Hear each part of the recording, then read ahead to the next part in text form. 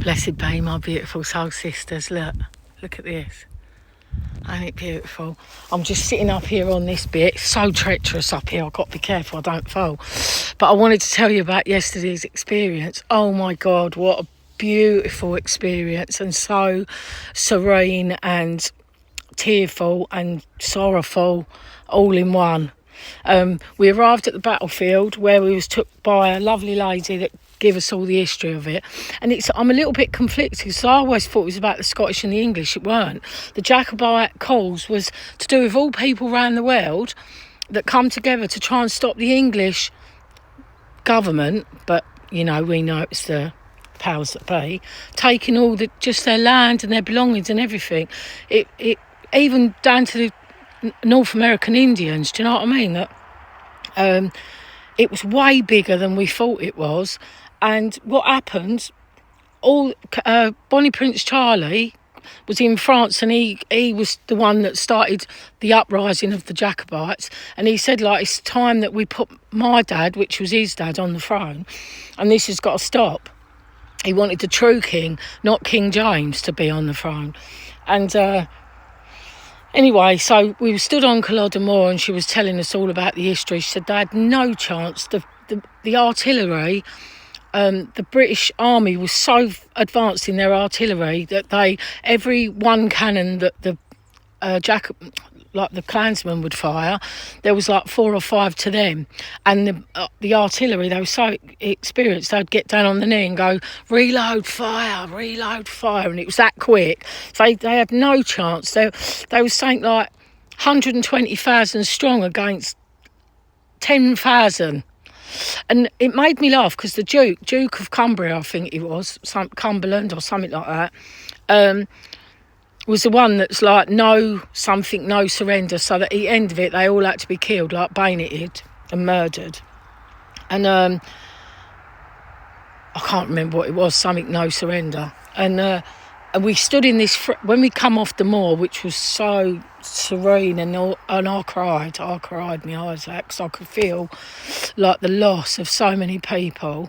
And they just put them in mass graves, and they didn't actually bury them themselves. They got all the local clans people and just the people to come and bury them, take all their goods off them and bury them. So they didn't, they just went. And the Duke, he said I can't think what that word was, no surrender, so they all had to be killed. So we went back to the museum bit, and we stood in this 3-dimensional, it was like a screen here, screen there, screen there, screen behind us, and you had the English on this side and the Irish on that side, the Klansmen on that side, the Jacobites, and it felt like we was in the middle of it. And then they all started charging, and one by one they all dropped dead, and it was over in 45 minutes. And at the end, it all sort of misted out like a shadow and a bit of smoke, and then everything was silent, and there was bare fields. And do you know what? I sobbed. It really, honestly, it was so poignant. It was like you was there at that minute, and just they had a minute's silence for all them people that died. And because he was high up in his rank, this Duke of Cumbria, or whatever he was called, Cumberland, he only wanted certain people recognised on the battlefield, so they only got stones, each stone.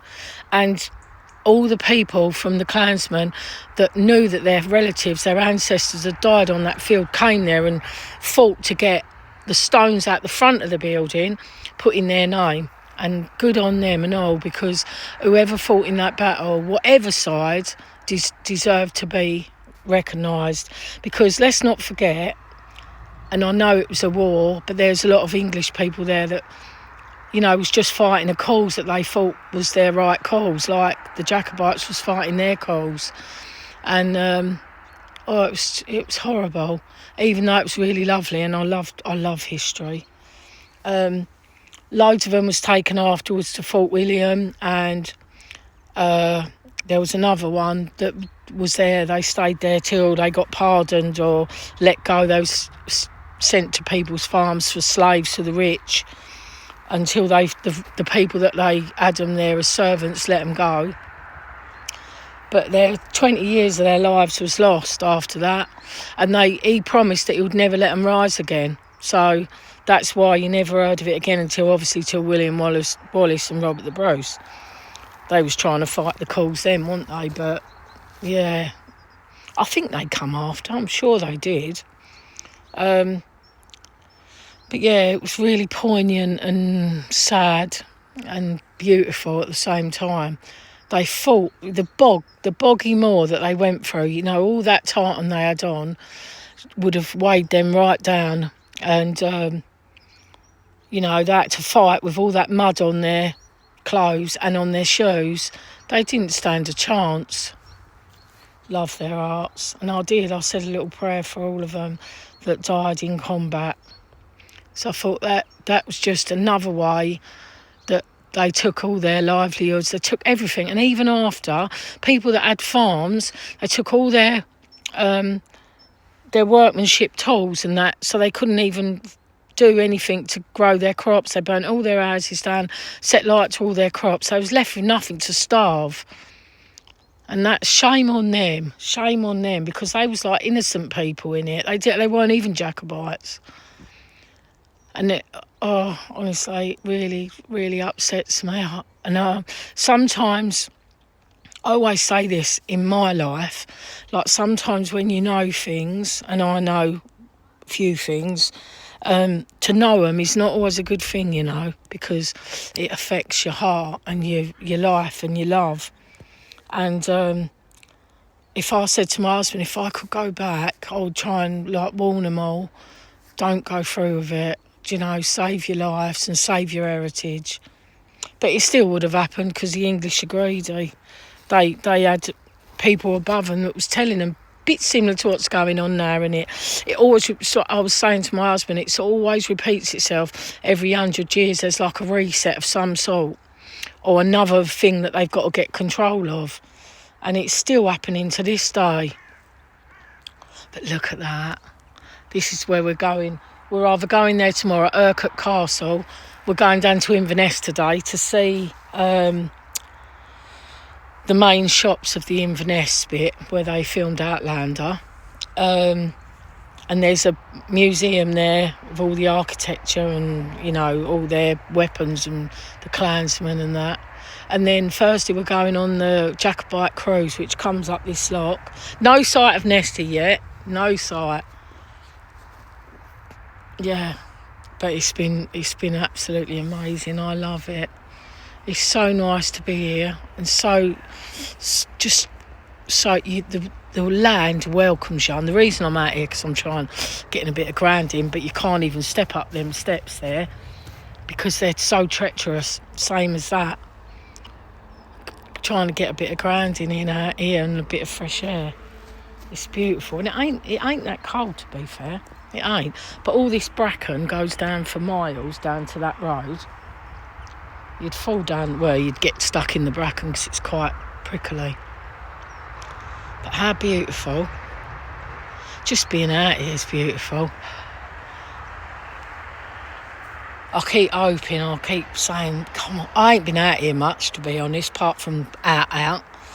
But I keep saying, come on, if you're going to... This, apparently, right by Urquhart Castle here, is the deepest part of the loch. So if she's going to show herself, it will be here.